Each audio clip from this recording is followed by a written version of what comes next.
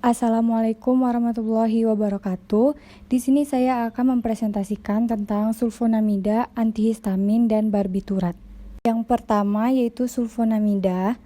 Sulfonamida atau sulfa adalah golongan antibiotik yang digunakan untuk mengatasi infeksi bakteri seperti infeksi saluran kemih, bronkitis, dan meningitis bakterial. Kemudian ini adalah rumus umum dari sulfonamida. Sulfonamida bekerja dengan cara mengganggu pembentukan asam folat pada bakteri. Asam folat tersebut merupakan nutrisi yang dibutuhkan bakteri untuk membentuk asam nukleat, DNA, dan RNA agar bakteri dapat berkembang biak.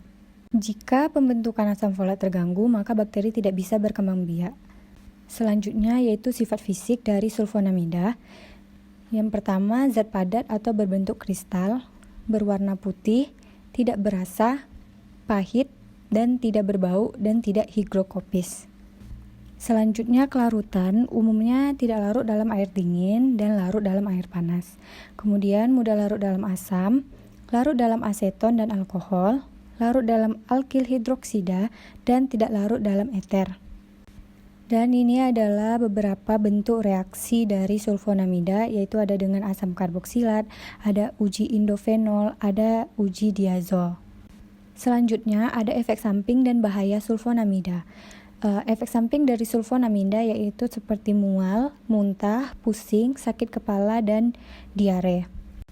Dan ini ada jenis dan merek dagang dari sulfonamida, salah satunya yaitu sulfamethoxazole. Kemudian masuk ke materi selanjutnya yaitu antihistamin. Antihistamin adalah zat yang dapat mengurangi atau menghalangi efek histamin terhadap tubuh dengan jalan memblok reseptor histamin. Histamin merupakan salah satu respon imunitas tubuh, kemudian berada di dalam sel darah putih dan berasal dari asam amino esensial yaitu histadin. Kemudian antihistamin memiliki reseptor. Ada dua reseptor histamin. Yang pertama, antagonis reseptor H1 menghambat antihistamin, dan yang kedua, antagonis reseptor H2 menghambat zat asam. Selanjutnya, antihistamin dibagi menjadi 3 jenis, yaitu antihistamin generasi pertama, kedua, dan ketiga.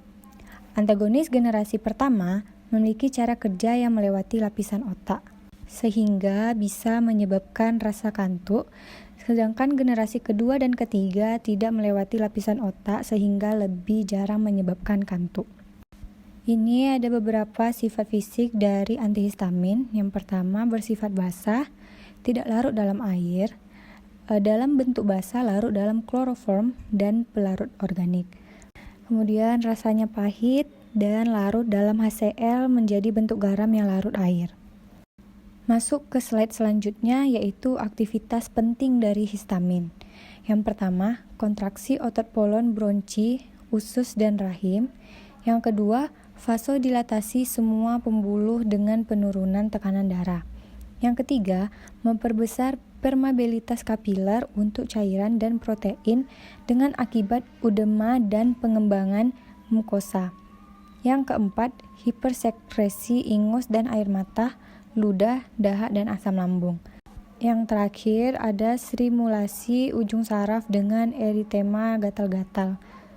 Selanjutnya yaitu efek samping dan bahaya antihistamin. Sama seperti sulfonamida tadi, efek samping dari penggunaan antihistamin yaitu sakit kepala, pusing, pandangan kabur, kantuk, sakit perut, sulit buang air besar, dan mulut kering. Dan kita masuk ke pembahasan yang terakhir yaitu barbiturat. Barbiturat adalah kelompok obat yang digunakan dalam pengobatan kejang, insomnia berat, gangguan kecemasan, atau sebagai obat untuk menginduksi atau memulai proses pembiusan anestesi. Dan barbiturat tidak boleh digunakan sembarangan dan harus sesuai dengan resep dokter. Masuk ke slide selanjutnya yaitu cara mekanisme kerja dari barbiturat. Barbiturat akan menekan kerja sistem saraf pusat dengan cara meningkatkan GABA. GABA sendiri yaitu zat kimia yang berfungsi menghambat hantaran sinyal di otak. Akibat dari cara kerja ini dapat memberikan efek tenang, mengantuk, relaksasi otot, serta menurunkan tekanan darah dan denyut jantung. Barbiturat rentan menyebabkan ketergantungan dan penyalahgunaan obat, sehingga penggunaannya harus diawasi oleh dokter. Selanjutnya, sifat-sifat umum dari barbiturat. Yang pertama, sukar larut dalam air kecuali garamnya bereaksi asam lemah. Yang kedua, ada dalam dua bentuk. Yang pertama bentuk keto, tak larut air, dan bentuk enol larut dalam air.